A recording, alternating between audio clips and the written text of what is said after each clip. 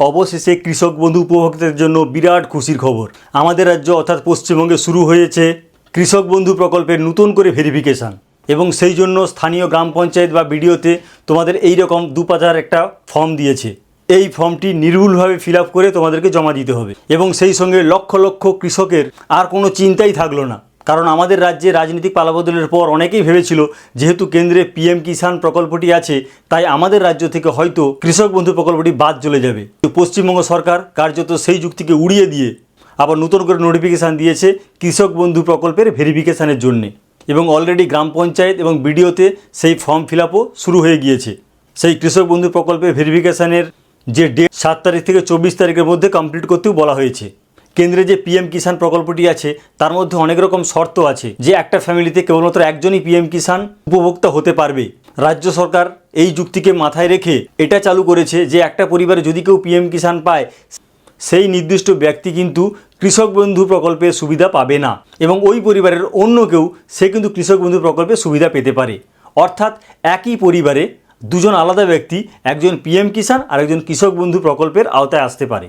পশ্চিমবঙ্গ সরকারের এই যে নতুন ঘোষণাটি, এটা সত্যি সাধুবাদ জানানোর যোগ্য। তো বন্ধুরা, তোমাদেরকে যে ভেরিফিকেশনের ফর্মটা জমা দিতে হবে, সেই ফর্মটা কী করে তোমরা নির্ভুলভাবে ফিল আপ করবে সেটা আমি আজকের ভিডিওতে তোমাদেরকে দেখাবো। সুতরাং বন্ধুরা, বুঝতেই পারছো আজকের ভিডিওটি খুবই গুরুত্বপূর্ণ তোমাদের কাছে, যারা কৃষক বন্ধু প্রকল্পের ভেরিফিকেশনের ফর্ম জমা দেবে। তাই ভিডিও শুরু থেকে শেষ পর্যন্ত বিনা স্কিপ করে ভালো করে দেখবে, কারণ এই যে 2 পাতার ফর্ম, এই ফর্মের মধ্যে মোট 21টা, হ্যাঁ বন্ধুরা, মোট 21টা রো আছে। সেই 21টা রো কিন্তু তোমাকে নির্ভুলভাবে ফিল আপ করে জমা দিতে হবে। তাই বন্ধুরা, আজকের ভিডিওটি খুবই ইনফরমেটিভ। ভিডিওটি ভালো লাগলে লাইক করবে, আর আমাদের চ্যানেলকে অবশ্যই সাবস্ক্রাইব করো। আমাদের চ্যানেলের নাম অস্মিতা SDA টেক, আমি অভিজিৎ। তো বন্ধুরা দেখো, এখন তোমাদের চোখের সামনে আমি লাইভ এই দুটো পেজকে তোমরা কী করে ফিল আপ করবে সেটা আমি পুরোটা দেখিয়ে দিচ্ছি। দেখো বন্ধুরা, এটাই হলো কৃষক বন্ধু ফিল্ড ভেরিফিকেশনের ফর্ম। এইটাকে তোমাকে নির্ভুলভাবে ফিল আপ করতে হবে। সেই জন্য আমি দেখো পুরোটা তোমাদেরকে ভালো করে বুঝিয়ে দিচ্ছি। দেখো, ফার্স্ট আছে কৃষক বন্ধু আইডি নাম্বার, অর্থাৎ যে কৃষক বন্ধু পেতে তোমরা তখন একটা আইডি নাম্বার ছিল, সেই আইডি নাম্বারটা এখানে পুরোটা তোমাকে পুট করতে হবে। এরপর দেখো 1 নম্বরে সুবিধাভোগীর নাম, অর্থাৎ কৃষক বন্ধু যে আগে পেত তার নাম এখানে পুরোটা তোমরা ভালো করে দেবে। এরপর 2 নম্বরে পিতা, স্বামী, স্ত্রী, অভিভাবকের নাম, অর্থাৎ যে ক্যান্ডিডেট পেত তার যে কোনো একজনের নাম দেবে, বাবার নাম বা স্ত্রীর নাম বা অভিভাবকের নাম যে কোনো একটা দিয়ে দেবে। এরপর 3 নম্বর হচ্ছে অ্যাড্রেস। এই অ্যাড্রেসটা কিন্তু পুরো গ্রাম, পোস্ট অফিস, থানা, জেলা, পিন নাম্বার পুরোটা তোমরা এখানে ফিল আপ করে দেবে, ঠিক আছে। আর দেখো ডান দিকে একদম উপরের দিকে কী আছে, যাচাইকৃত যদি সঠিক হয় তবে যাচাইকারীর কর্তৃপক্ষ টিক দেবে। এই কলামটা আমাদের ফিল আপ করতে হবে না। আচ্ছা, এই হলো আমাদের 3। এবারে 3-এর আন্ডারে কতগুলো পার্ট ছিল সেগুলো আমি একসাথে বলে দিয়েছিলাম। দেখো, 3-এর কতে আছে জেলা, অর্থাৎ তোমার ডিস্ট্রিক্টটা দিয়ে দেবে। তারপর খতে আছে ব্লক, যে ব্লক আছে সেই ব্লক তোমরা দিয়ে দেবে। এরপর আছে গ অর্থাৎ গ্রাম পঞ্চায়েত, তোমরা গ্রাম পঞ্চায়েতটা দিয়ে দেবে। তারপর আছে মৌজা বা গ্রাম, তোমাদের গ্রামের নামটা দিয়ে দেবে। এই হলো তোমাদের পুরো অ্যাড্রেসের ফিল আপটা হয়ে গেল। এরপর দেখো সুবিধাভোগীর বিবরণ, অর্থাৎ বেনিফিশিয়ারি ডিটেলস। যে ব্যক্তি বেনিফিশিয়ারি ছিল, অর্থাৎ যে সুবিধাটা পেত উপভোক্তা, তার ডিটেলসটা এবার দিতে হবে। দেখো 4-এ আছে ব্যাংকের বিবরণ, অর্থাৎ সেই ব্যাংক নাম্বারটা দেবে। তবে মাথায় রাখবে এই ব্যাংকের জন্য ডিবিডি লিঙ্কটা থাকে, ঠিক আছে, কারণ ডিবিডি লিঙ্কের মাধ্যমে তো টাকাটা তোমার অ্যাকাউন্টে ক্রেডিট হবে। আচ্ছা, তারপর দেখো 4-এর ক আছে ব্যাংক শাখার নেম, অর্থাৎ ব্যাংক আর ব্রাঞ্চের নামটা দিয়ে দেবে। ধরো তোমাদের স্টেট ব্যাংক হলে স্টেট ব্যাংক দিলে তার যে ব্রাঞ্চ হবে সেই ব্রাঞ্চটা তোমরা দিয়ে দেবে। এরপর আইএফএসসি কোড, তার যে আইএফএসসি কোড আছে তোমাদের পাসবইতে আছে, তোমরা সেটা দিয়ে দেবে। আর যার চেক বই আছে সেই চেক বইতেও থাকে, সেইটা তোমরা দেখে আইএফএসসি কোডটা ফিল আপ করে দেবে। এরপর দেখো 4-এর গ আছে ব্যাঙ্ক অ্যাকাউন্ট নাম্বার, অর্থাৎ ওই যে ডিবিডি লিঙ্ক করে যে ব্যাঙ্ক অ্যাকাউন্ট নাম্বারটা আছে সেই অ্যাকাউন্ট নাম্বারটা এখানে পুরোটা দেবে। এরপর 5-এ কী আছে দেখো আধার সংযুক্ত মোবাইল নাম্বার, অর্থাৎ আধার লিঙ্ক যে মোবাইল নাম্বারটা সেই নাম্বারটা তোমরা এখানে দেবে। এখানে অনেকে কিন্তু আমি দেখেছি যে তারা এখানে অন্য ফোন নাম্বার দিয়ে দিচ্ছে, তা করলে কিন্তু হবে না। সেই নাম্বারটা দেবে যেটা আধার লিঙ্ক আছে, এবং সেই নাম্বারটা যেন ব্যাংকের পাসবুকের সঙ্গেও যোগ থাকে, ঠিক আছে। এরপর হচ্ছে আধার নাম্বার, তোমার আধার নাম্বারটা তোমার দেখে ফিল আপ করে দেবে। এরপর হচ্ছে এপিক নাম্বার, অর্থাৎ যে তোমরা এই যে রিসেন্ট ভোট দিয়েছিলে সেই ভোটে তোমার তো এপিক নাম্বার তো আছে, সেই এপিক নাম্বারটা এখানে দিয়ে দেবে। তারপর এসি, অর্থাৎ কোন বিধানসভা ক্ষেত্র সেটা দেবে।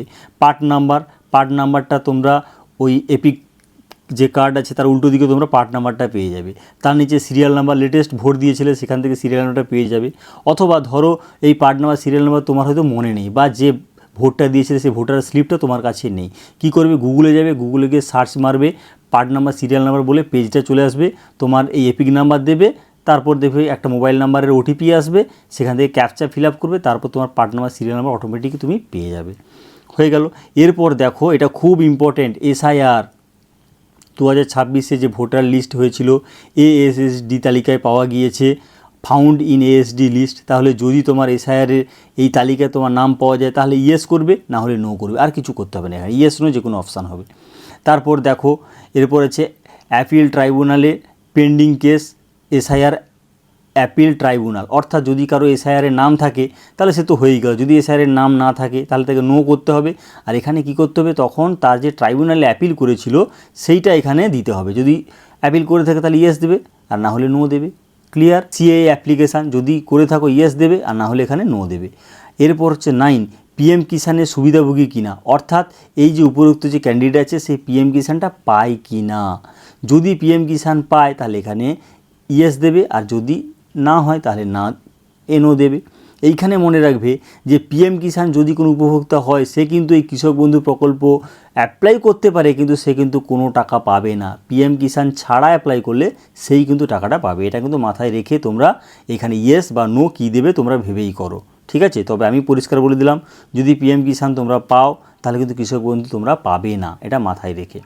এরপর হচ্ছে 10 নম্বর কী লেখো, প্রধান পেশা, অর্থাৎ তুমি কি করো, কৃষক না কেন্দ্রীয় সরকার না রাজ্য সরকার, যা যা এখানে আছে দেখে তোমরা এখানে ফিল আপ করে দেবে, কৃষক হলে কৃষক তোমরা লিখে দেবে।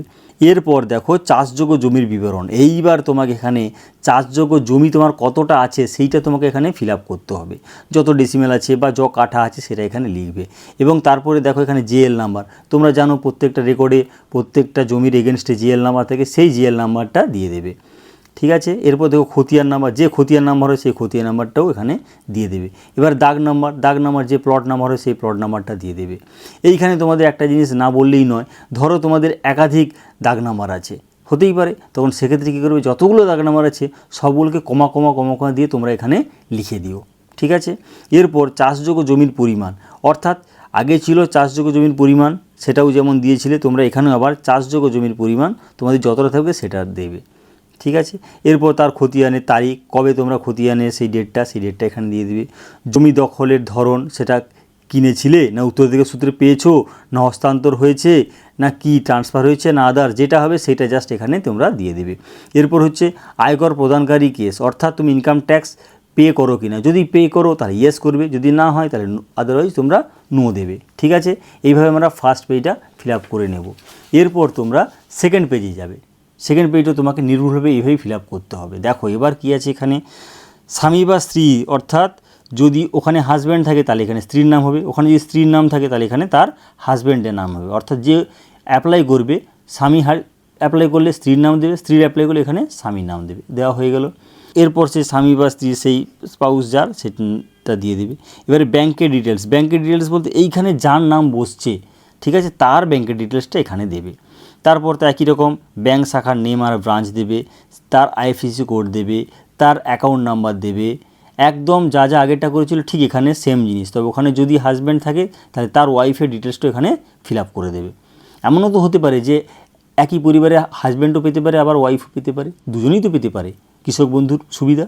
তা এরপর হচ্ছে আধার লিঙ্ক মোবাইল নাম্বারটা দেবে, তারপর আধার নাম্বারটা দেবে, তারপর এপিক নাম্বার যেমন আগে আমরা ফিল আপ করেছি সে এপিক নাম্বার দেবে, বিধানসভা ক্ষেত্র নাম্বারটা দেবে, পার্ট নাম্বার, সিরিয়াল নাম্বার সবই তোমরা দিয়ে আসছো। এরপর হচ্ছে কেবিএন এর বেনিফিশিয়ারি কিনা, যদি বেনিফিশিয়ারি হয় ইয়েস দেবে, আদারওয়াইজ নো দেবে। তারপর এসআইআর এই যে লিস্টে নাম যদি তোমার পাওয়া থাকে তাহলে তোমার এখানে ইয়েস দেবে, না হলে নো দেবে। তারপর যেমন আমরা আগেরটাও বলেছিলাম সেরকম পেন্ডিং কেস থাকলে যদি ট্রাইব্যুনাল অ্যাপিল করে থাকো তাহলে ইয়েস দেবে, আদারওয়াইজ নো দেবে। সি অ্যাপ্লিকেশনও তাই, যদি করে থাকো ইয়েস দেবে, আদারওয়াইজ নো দেবে। তারপর পিএম কিষানের সুবিধাবাদী কি না, অর্থাৎ পিএম কিষানে তুমি সুবিধা পাও কি না, এই যে ব্যক্তি যে স্পাউস ডিটেলস হচ্ছে সে যদি সুবিধা পায় তাহলে ইয়েস দেবে, তোমরা এখানে নো দেবে। তাহলে পিএম কিষান যদি এই ব্যক্তি পায় তাহলে তোমরা এখানে ইয়েস দেবে, আদারওয়াইজ নো দেবে। এরপর দেখো প্রধান পেশা, প্রাইমারি অকুপেশান, যেমন কৃষক, কেন্দ্রীয় সরকারি কর্মচারী, রাজ্য সরকার, সংবিধান যা যা এখানে আছে তার মধ্যে যেটা হবে তোমরা এখানে ফিল আপ করে দেবে। এই হলো আমাদের। আর এরপর একটা ডিক্লারেশান থাকছে, এই দেখে না, অঙ্গীকারপত্র অর্থাৎ ডিক্লারেশান, যে আমি এই মর্মে সজ্ঞানে ঘোষণা করছি যে উপরোক্ত যা তথ্য দেওয়া হয়েছে এটা পুরোটা সঠিক যদি হয় তাহলে এইখানে তোমরা সিগনেচারটা করবে। এই যে সুবিধাভোগীর স্বাক্ষর অর্থাৎ সিগনেচার অফ দ্য বেনিফিশিয়ারি হলো। এর পরের পার্টটা দেখো, এটা হচ্ছে ফর অফিসিয়াল ইউজ অনলি। তাহলে এই পার্টটা অফিসের কার্ড, তোমাদের এখানে কিচ্ছু করতে হবে না। তাহলে জাস্ট এই বেনিফিশিয়ারি এই পর্যন্ত তোমাদের পুরোটা ফিল আপ করতে হচ্ছে। এইভাবে নির্ভুলভাবে ফিল আপ করে নেবে। আরেকটা কথা বলে রাখি, তো এই ফর্মটা ফিল আপ করার হয়ে গেল।